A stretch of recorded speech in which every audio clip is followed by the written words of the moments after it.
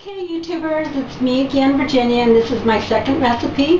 This is also another casserole, and you know, I have to admit that a lot of the baking and cooking that I do now, I'm sorry, not baking, is casserole type dishes because they just work better with my pouch.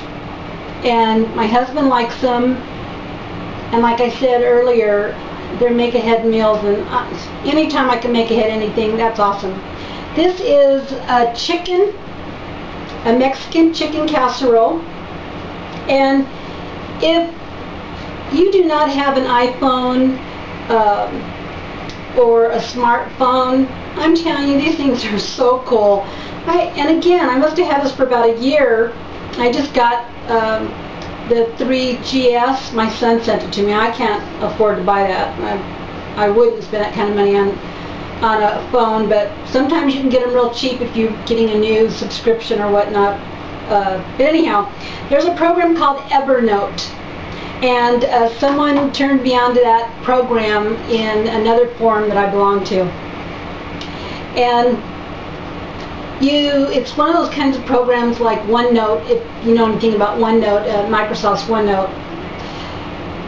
You work on your computer with it, so you open it up and you can categorize everything. I've got knitting patterns, and now I've got recipes and shopping lists and whatnot, and I put it all on the internet or on the computer where I could type everything in and edit it and whatnot, and then it syncs to my iPhone, and I'm telling you, I absolutely love it. I have all of my recipes handy now. I've got knitting patterns. I don't have to carry all this paper and stuff with me. So anyhow, all I do is cut and paste a recipe from out on the internet into Evernote, and voila, it syncs with my iPhone. And that's where I got this recipe, was off of the internet.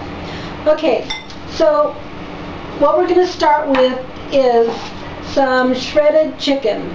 And I normally don't ever use my cutting board for meat, but I don't have it shredded up yet. Cut up, which means I'll have to bleach it. Or I think I use lemon on it or something. I forget, but it's cooked chicken, so at least it's not raw. And we're going to cut it all up. I boiled it, and I used thighs. I think the darker meat has a lot of flavor in it, and I just like it better. I think that the chicken breast that I normally use in my salads and whatnot is a little drier. Okay, let me get this shredded up real quick.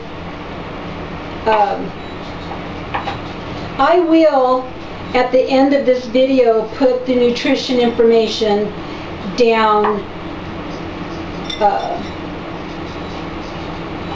I'll list it in the back so you can see all the nutrition information. And even though I'm doing this low carb diet, and a lot of the recipes that I'll be sharing with you appear to be high fat, I dump with high fat. So I took all the skin off of this and made sure I pulled all the fat off of it first. And with that Italian sausage, I pan fry that, and then I make sure all the fat is blotted out as much as I can. I dump very badly on fat. Okay, this is done. Alright, so we're going to take this shredded chicken and lay it down here just like we did with the other recipe, the quiche. Get this in here like that.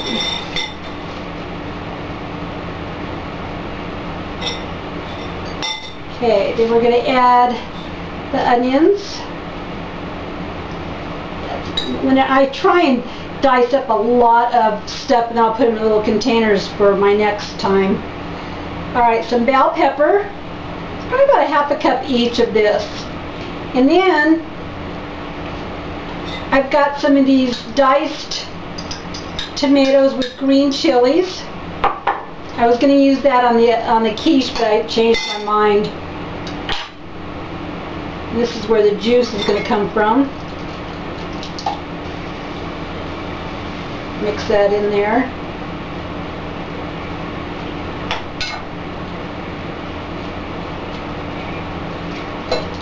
And this is a 28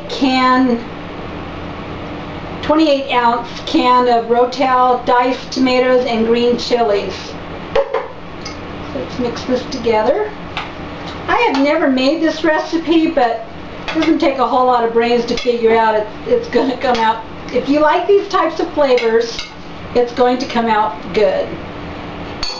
And because I'm on this huge green chili kick, I'm going to add some more. Probably about another half cup. And these are mild green chilies because my stomach cannot deal with anything real spicy. So, oh gosh, that looks so good and it smells wonderful.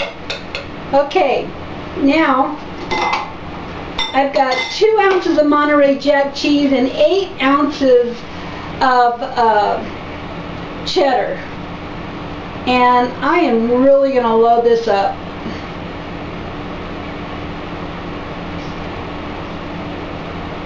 Love, love, love, love cheese.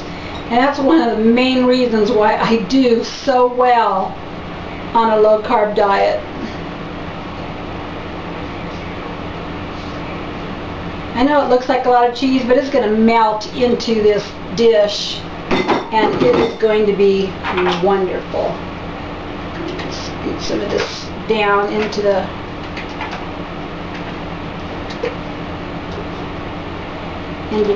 casserole itself.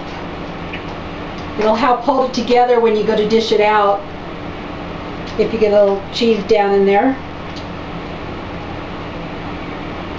Okay, look how simple that was. And like I said before in the other video, you know, there is preparation. And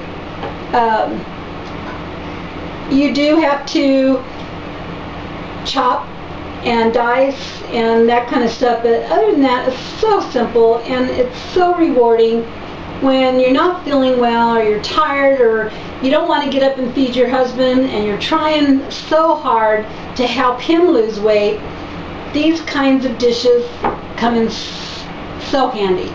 So anyhow, I'm going to stick this in the oven for about 350 degrees and I'm going to let it cook for probably a good 40 minutes because I want the bell pepper and the onions and everything to soften up and incorporate all those flavors. Incorporate the quiche.